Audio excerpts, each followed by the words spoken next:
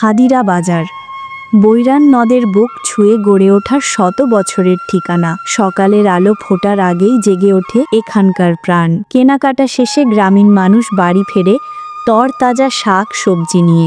এই বাজার শুধু কেনা বেচার নয়, এ যেন একটি স্পন্দিত গ্রাম্য জীবনচিত্র, যেখানে প্রতিটি মুখে থাকে গল্প, প্রতিটি চোখে থাকে প্রতীক্ষা। নদের ধারে দাঁড়িয়ে আছে শিক্ষার আশ্রয়, সরকারি প্রাথমিক বিদ্যালয়, উচ্চ বিদ্যালয়, ছায়াঘেরা কলেজ ভবন আর ধ্যানমগ্ন মাদ্রাসার উঠোনে বাজে পাঠ্য বইয়ের শব্দ। সকালে বই হাতে রওনা দেয় যারা, তাদের পদচারণায় কেঁপে ওঠে গ্রামের নিস্তরঙ্গ দুপুর।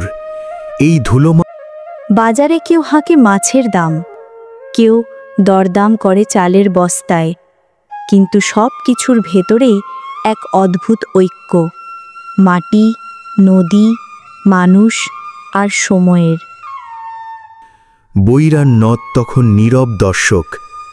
সে জানে প্রতিটি ঢেউয়ে মিশে আছে জীবনের দীর্ঘশ্বাস, আর প্রতিটি সূর্যাস্তে জমে থাকে নতুন।